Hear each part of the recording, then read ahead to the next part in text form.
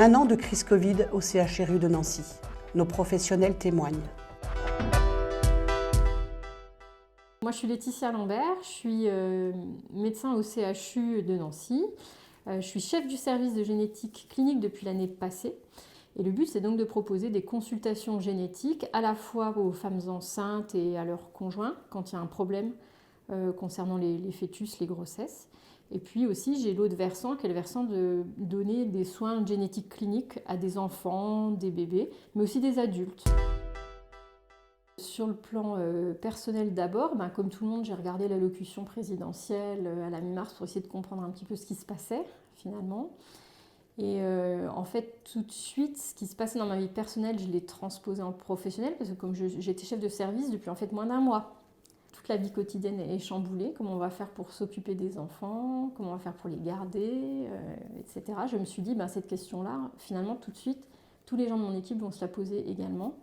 Et voilà, moi j'ai pris la décision d'annuler toutes les consultations de la semaine suivante tant qu'on ne savait pas ce qui allait se passer, mais qui a été une décision de mon fait au départ, mais partagée bien sûr avec tous les membres de l'équipe, avec quand même un stress des secrétaires de devoir appeler tous les patients qui étaient prévus la semaine suivante, en se disant comment ça va être vécu, parce qu'il faut quand même se dire que l'équipe de génétique c'est une petite équipe.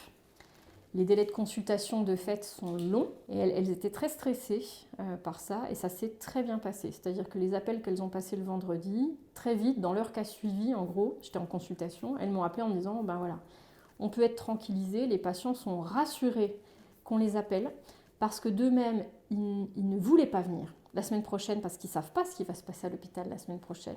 Et donc vraiment la réaction unanime de nos patients, ça a été de dire mais merci, quel soulagement, et alors qu'on ne vous connaît pas encore, on est déjà très content finalement que vous nous appeliez pour prendre soin finalement et dire écoutez là, on ne va pas vous faire déplacer sur la première semaine. Et puis on a bien sûr vite établi le listing des personnes qu'on devait recontacter par la suite en fonction de l'évolution de la situation sanitaire. Je crois que le maître mot de toute façon de l'année pour tout le monde ça a été l'adaptabilité. Et donc on a fait comme on pouvait, et moi très vite, effectivement, le vendredi, je me suis dit, cet accès à la télémédecine que je souhaite depuis un peu plus d'un an, là c'est maintenant, parce que c'est bien beau de dire aux gens ne venez pas, ou alors on fera votre consultation de suivi plus tard, mais on ne peut pas non plus les laisser pour compte chez eux, et on n'a pas envie non plus de les faire venir à l'hôpital, puisqu'on ne sait pas encore ce qui va se passer. Et donc en termes de suivi, il a fallu s'organiser et c'est en ça que l'arrivée de la télémédecine déployée de manière très très rapide au sein du service, ça vraiment ça a été formidable pour déjà dès la première semaine on savait ce qu'on allait pouvoir proposer ou pas proposer. Le dimanche j'avais la création de mon profil et de mes codes et les bureaux étaient équipés en webcam dès le mercredi. Donc ça a été une mise en marche quand même hyper rapide. Voilà. Donc ça pour moi, ça a été déterminant, même dans le vécu, finalement. Je me suis dit, face à une crise majeure, il peut y avoir une alliance, équipe technique, équipe administrative et soignants. C'est vraiment ça que j'ai retenu. Et on a été impacté par le fait qu'il fallait en permanence tout déprogrammer, attendre les consignes de reprogrammation. Donc ça a été plus dans la gestion, finalement, de la communication avec les patients qui ne se sentent pas oubliés, qui sachent qu'on pensait à eux, à quel moment on allait reprogrammer. Et franchement, le personnel du secrétariat a été soumis à énormément de tensions parce que c'était en permanence, on disait, ça on annule, ça on va pouvoir reprogrammer, finalement on ne peut pas. Et les personnels aussi des bureaux des entrées qui devaient créer à chaque fois les entrées administratives, etc., ils ont été soumis, je pense, à une charge de travail énorme. Et donc c'est des métiers où il a fallu se réinventer parce que moi, mes secrétaires ne savaient pas paramétrer dans le planning une visio-consultation, puisqu'on ne le faisait pas avant.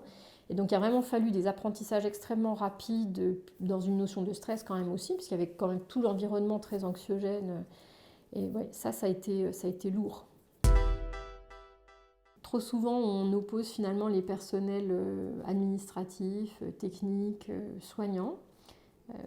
Il faut être aussi franc sur le fait que depuis des années, le personnel soignant, il est asphyxié par ces problèmes financiers qu'on entend et qu'on ne peut pas se restructurer. On a l'impression que tout le monde se bagarre peut-être un peu dans son coin. Et cette crise, elle a montré que c'était possible de faire face et de compter les uns sur les autres. La réactivité en 5 jours, moi, je ne pensais pas que c'était possible.